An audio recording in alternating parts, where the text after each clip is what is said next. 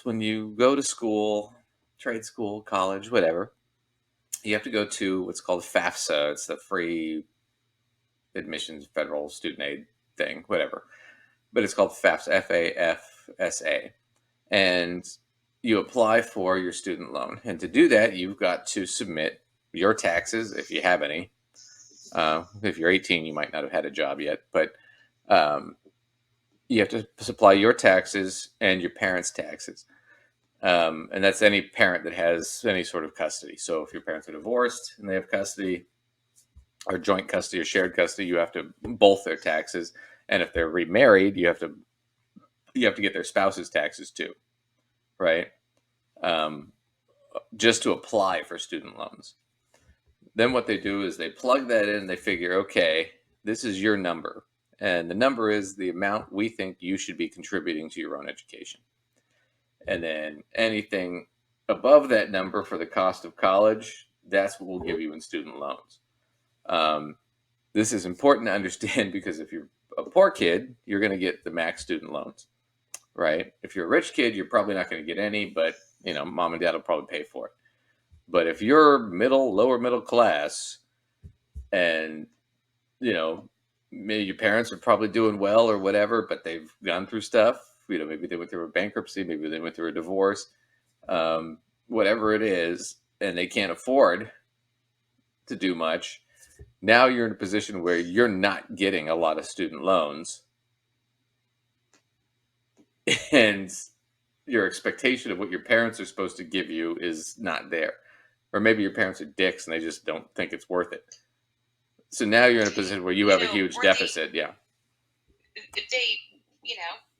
might be making a reasonable amount of money, but if they've got student loans hanging over their heads still, which happens really frequently, they might be worrying about making those payments and not really feeling able to be contributing to a college fund. So they really just might not be positioned to put in what FAFSA believes they should be able to put in. Right. My point is that there's a huge flaw in the system there, where it's the kids that grew up lower middle class that get kind of screwed just by the way these work. So for those kids, it's like mom and dad really have to either want to help you or you're in trouble. Mm-hmm.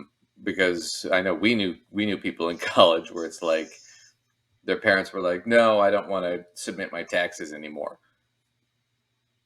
And because of that, they couldn't get student loans. So the tax thing with your parents, just FYI, you have to do that till you're 24.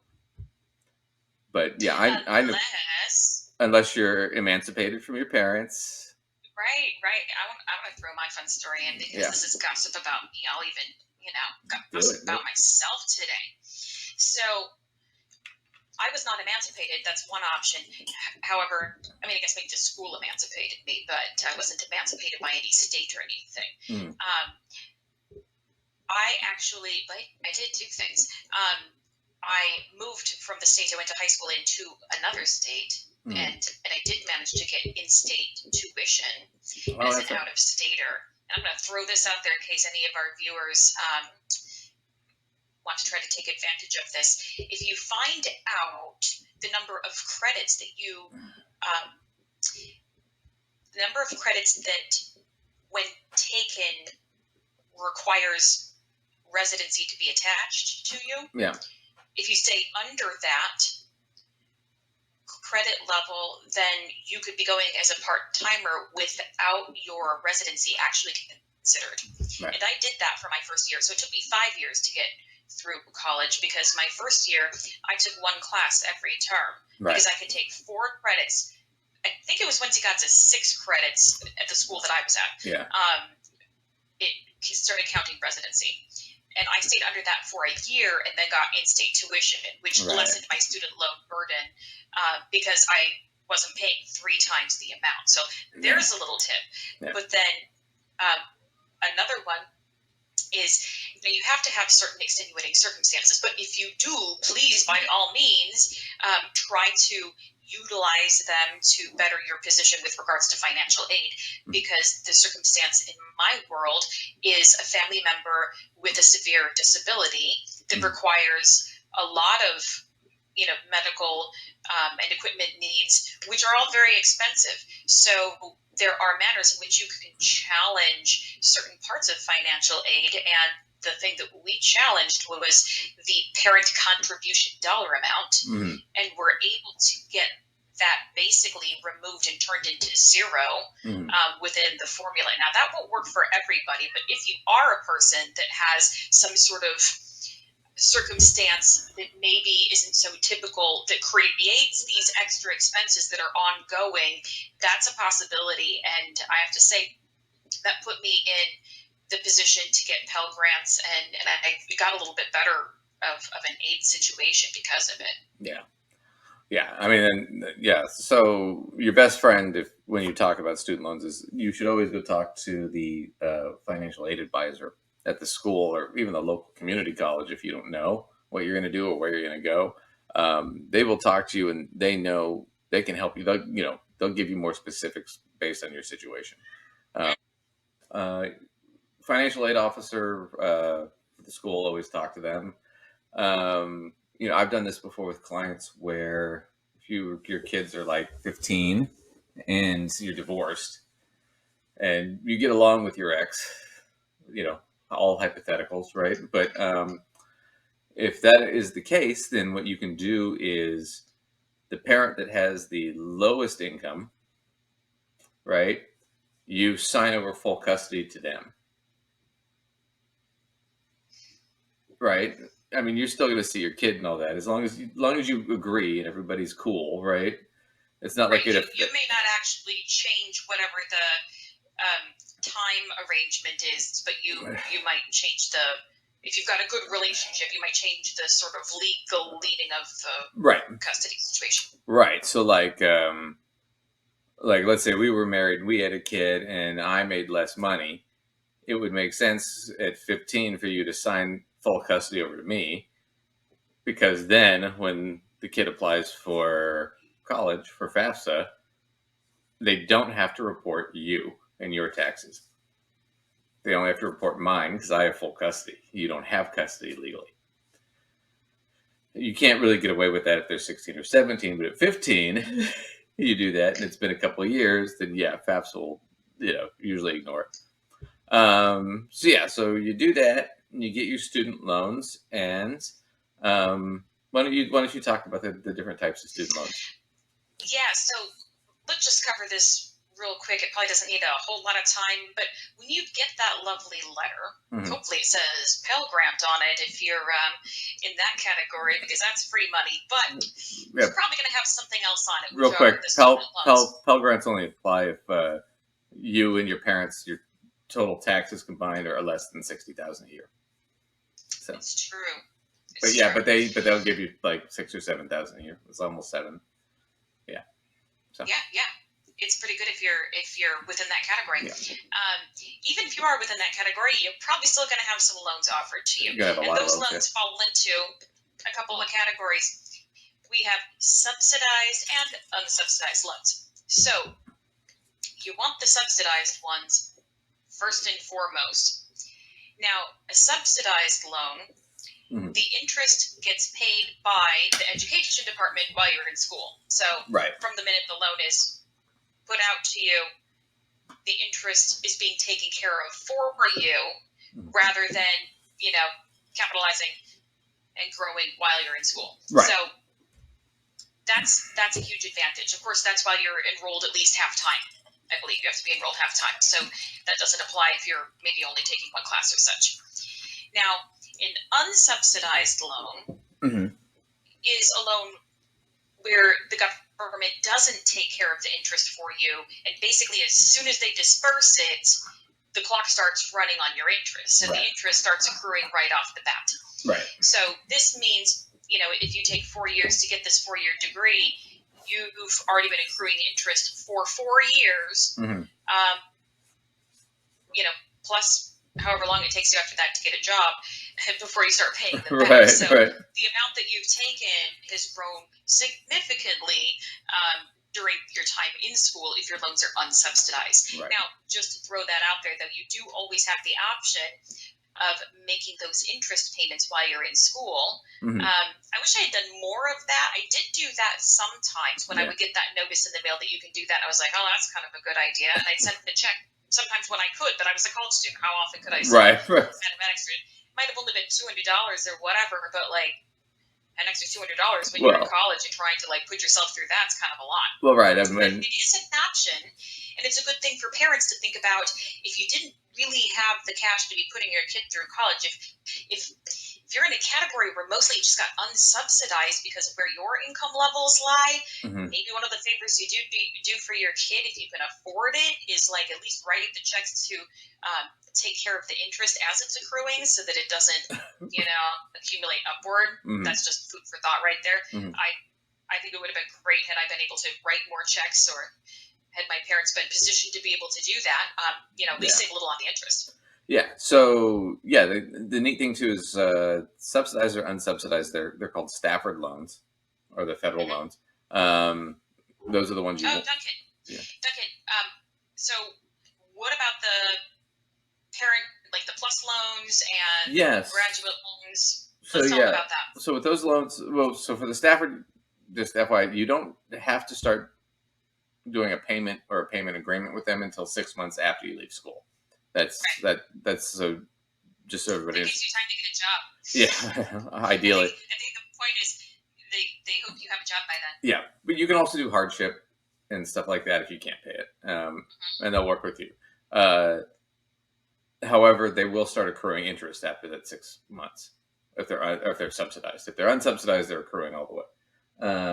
That has actually changed though, and we're going to get to that in a second. But with the plus loans, so if you're in school and you don't have enough money, your parents can take out a loan. It's called a Parent Plus loan. The way that works is mom, dad, whoever has custody can take out a loan for you to pay for your school. They can also take it out and just keep it themselves if they want to do that for whatever reason. And they're cheap, which is nice. But the thing about it is they owe that money back. It's not on the student at all. So if they take that loan out, it's them solely. The student has nothing to do with it. When you're a graduate student, that's all you really get is plus loans from the feds. And so when you're a graduate student, you have to sign out a plus loan, and those are all unsubsidized, parent or graduate student. And so, graduate students pretty much take just plus loans, and it eats away at your soul every time you have to sign one of those checks. Especially since I did my graduate degree at a private nonprofit school, so it was a lot of money every time I had to sign that document. So, not saying it wasn't worth it; it was totally worth it, but just a lot of cash. The other neat thing is, like, if you go to grad school, most grad schools, just FYI for people, the cost of your graduate education is usually less than what it actually costs. Usually alumni pick up a lot of your bill. So you might borrow $90,000 to go to graduate school, but the actual cost of it was probably closer to $150,000. But alumni pick a lot of that up. So colleges don't make a lot of money on graduate students. They make it most on undergrads and alumni support. Just FYI for the kids. That makes a little bit of sense, because if you think about it, your average graduate seminar, at least the ones that I was in, were much smaller, like smaller number of students. Like student to professor ratio is considerably smaller in grad school than it was in undergrad. Yeah. So if you think about just the dollars and cents involved in that, it makes a lot of sense already. Well, yeah, and I mean, when I did the finance program, like the nursing program was big at the school I was at, the computer engineering and the MBA, the Master's in Business Administration, was big. So yeah, the finance program though, there was only ever like 11 of us. Those are the only seats they had, because they have to have a professor that oversees each student when you're a graduate student. So it's a whole different game. Anyway, with the loan situation, that's how that works. The other thing to talk about is private loans. If yeah, because this happens if you can't get enough loans, you might have to take a private loan. Private loans are going to be higher interest rates, so they're more expensive. Um, Here's the deal, though. So let's say you take a private loan, especially if you're 18, you probably don't have credit, right? Or you at least don't have a credit score that they'll give you that kind of loan. So they're going to ask for a cosigner. So, mom, dad, aunt, uncle, whoever, somebody's going to have to co-sign with you, right? Now, the thing about that is this is if you make 12 payments in a row, when those are all unsubsidized, by the way, you have to pay, interest starts accruing immediately. But if you pay 12 payments in a row on those kinds of private loans, you can then usually release the cosigner on most private loans. You have to check, but on most private loans you can do that. So it definitely is worth checking. Yeah. So here's the deal. So let's say you make 150,000 a year, but you just started making that. You just hit your stride, and little Timmy, Susie, whatever is 18. They're going to college, and your expected contribution is a lot higher than you thought, and they're not getting that much, and you don't have the money. You don't have that $10,000 to give them, right, to go to school. You can sign the private loan, and if you do it reasonably speaking, let me pull my calculator here real quick. So if you took out, let's say 10,000, let's say 13% interest, which is probably pretty close.